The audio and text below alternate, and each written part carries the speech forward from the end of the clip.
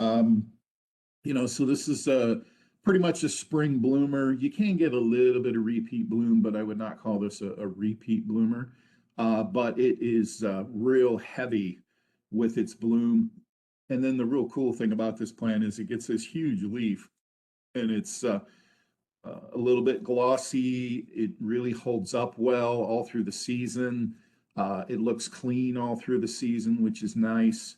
Um, I like this because I tend not to like the Van Hewitt types or the Snowmound types. Those get a little rangy, a little ugly. This gives you that flower, but in a compact form of plant. So it's very, very uniform, very low maintenance. It looks great all year.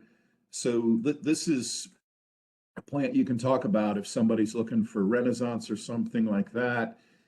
Talk about the uniformity of this plant and the ease of care, and then you're still going to get that really nice heavy white flower in the spring that people like to see. So just some talking points. Spirea double play gold. You can see there, that's today's photo. Doesn't look like much, but we'll have gold foliage with a pinkish flower that'll come out. We like the double play series. I talk about this a lot because of its disease resistance and its ability to repeat bloom without a lot of trimming. So these will repeat bloom on their own for the homeowner. If they don't get out there and trim, the more you trim them, the more blooms you'll get. So you can go either way with this plant. That's where they're a step above the old standard varieties. So, and that's where all the breeding was focused, was on clean foliage and being able to repeat bloom. So how many we have available, Cheryl? We don't have that on there. Oh, there's about 400. Yeah, that's what I was going to say. There's 400 or so available out there, so we still have some. We also have doozy.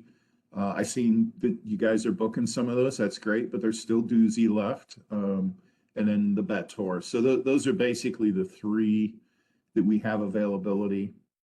So that gets you that white, that gets you a gold foliage one, and then it gets you, which I think is one of the best repeat, larger pink bloomers, which is doozy. Excellent plant. So you got three real nice choices here still. Even though we're sold out on some of the other ones, keep talking about them. Thuja Hetz Midget. So we brought some of these online. Just because we were pretty much wiped out on Woodward Eye. I know there's just phenomenal interest in tater tot. It's just going to take time really to bring those up. That's like a national shortage on that plant. I don't think anybody really realized. They really thought tater tot was kind of going to be a fringe plant, and it really took off. And so we are building our numbers up, but it's more like summer before we start getting more on. So Hetz Midget's not as dwarf as tater tot, but it's definitely not as aggressive as Woodward Eye. So it gives something close. We grew Hetz Midget quite a while ago, and we discontinued it just to thin things down. But we got 650 of these as an alternative. I think it's a great plant for an alternative for Woodward Eye for sure. And then, people are, unfortunately, they don't have a choice on tater tot. They might have to bring this in as a substitution. It's a stretch, but I think it's the best the industry can offer right now. So that's where that is. Just a couple notes on the nursery. We are pretty much opened up. We can pretty much process anything up here for orders except for anything that we have locked down for a spring shift.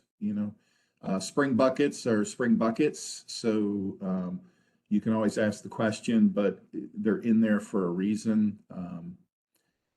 I know it seems like spring is now, which it is. We need to start shipping, but most of the stuff in the spring buckets, we really weren't anticipating rolling till we were around April 20th or so.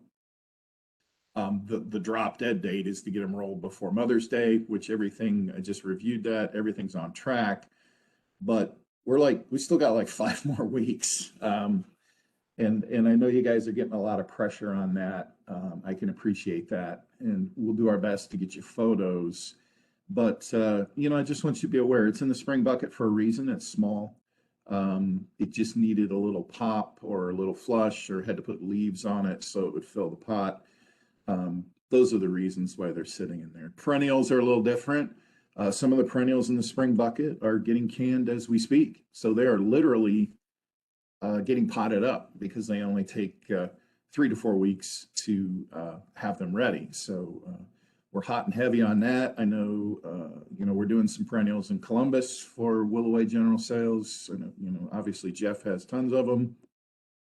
And we'll continue to can those at least for another full week.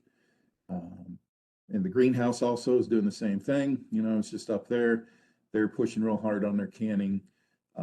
But that's something you have to realize too. So some of that stuff that's for mid to end of April, when it rolls, is literally getting canned today. So that's how quick these things move. As far as cutoffs in the nursery, we're in the process of cutting off all of our boxwood. So all the plastics coming off the boxwood, all the conifers are done, like the taxus and the arbs and the spruce and pines and all that kind of stuff. So we are out there taking that off. Tougher deciduous is coming off, like burning bush and physocarpa and dentatum viburnums, things like that. So we plan on pretty much having the boxwood, everything, all that wrapped up over the weekend. And then we'll have to consider the next round. And lastly, a little note, it's critical on water right now. It's like a blast furnace out there. So these plants are drying out. We're watering in the nursery. We've been watering. Avon and Huron are bringing up their full systems right now, which is always risky because we could freeze the pipes, but we got to go. So, that's something to, if somebody's looking for advice or anything, they should be watering right now. Those plants are not dormant. They are active on some level, and they are transpiring on some level and using water. Even buds transpire and they pull up water. So it's very important to be watering this time of year. Digging, we are set to put the spade in the ground on the 18th. So keep those orders coming in. First truck's load on the 22nd. It still looks like we're on course with that. And I also know that the guys are out there pulling root bags out. They're going to wrap that up. Cheryl's getting those rolled to current as they get those popped out of the ground. So they're ready to start throwing on trucks. So I anticipate that being wrapped up probably today. So we'll have those ready to go on trucks. So that was the only piece of the puzzle that we were kind of waiting a little bit on, but you'll have all those, put them on the loads. Should be good. All right. Anybody have any questions? I wondered if you could touch on spring bloomers. Is all that stuff still really tight and outside, or some of it still in hoops? I know these are a couple questions. And then also Pieris, are they doing anything, and do you feel it's best to ship those next week or keep them here for a couple weeks?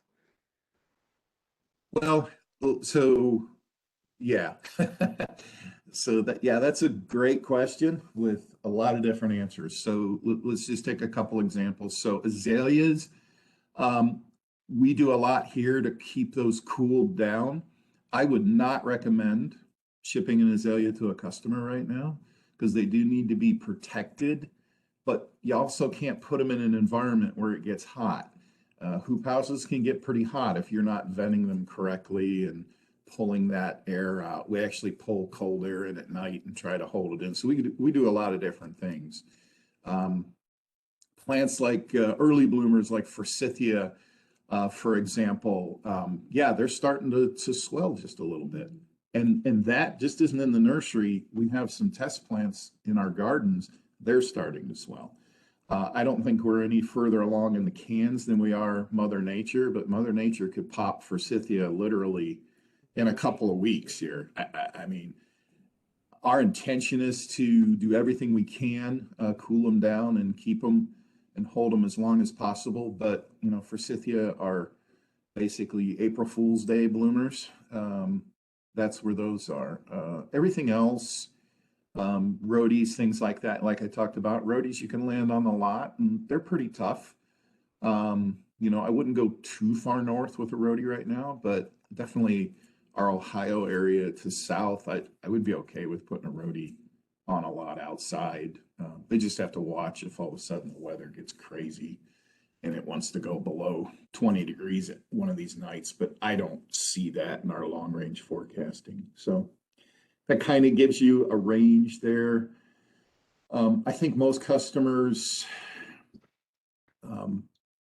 probably don't have the facilities to moderate those temperatures. So some of those real tricky ones, you know, especially azaleas, I'd caution, I'd just leave them here. But if you want to get forsythia out, if you want to get Amelanchier, you know, those will be coming from a long road for cans. Magnolias is another big one. I would get those out. And those plants you don't want to protect. You want to leave them outside. They can take 20 degrees.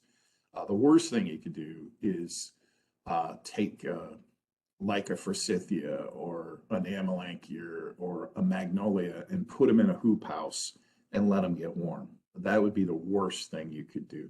So those you would sit on a lot or keep them as cold as possible. So, and that's the best way to extend the bloom. It's just because a house has white plastic on it doesn't mean it's going to be cold. It's the opposite. Those houses get hot. Even with white plastic on them, they get hot. So if they're not walking in those houses or have a thermometer hanging in there and managing that. You can also, another trick that we use is you cover the house, okay? But you cut a whole bunch of vent holes. And you always want to use white plastic when we're talking shrubs, you know, woody shrubs. If you're trying to hold them back, use the white plastic, but cut a whole bunch of vent holes. That's the best of both worlds, and that will help slow that bloom down. It'll cut the sunlight down, like the UV level, but it also lets that heat that tries to build up, it lets that get out. So, and then if you do get a frost that you're worried about, the plastic that's on the top will protect it will keep the frost from settling on the plant. So anyways, hopefully that works for you. No, that was real helpful. The only thing, Pierre, is if we're shipping this early, is there anything we can ask them to do to make sure they're successful? Treat it like azalea, water? Yeah, lots of water, keep them out of the greenhouse. They do not like to be forced. Even when Keith forces them in the past for flowers, they don't like to be forced in heat. And I've seen people put those in greenhouses with some annuals or whatever because they think they're doing them good. They are not. You want to try to keep them from freezing real hard, but yeah, keep them as cold as you can. And like I said, the best environment that a garden center could do is if they could take a poly house or an area, cover it with the winter film, the white 70%, and then cut a whole bunch of vent holes on the sides of the house. That's the best environment for pieris, azaleas, all that kind of stuff.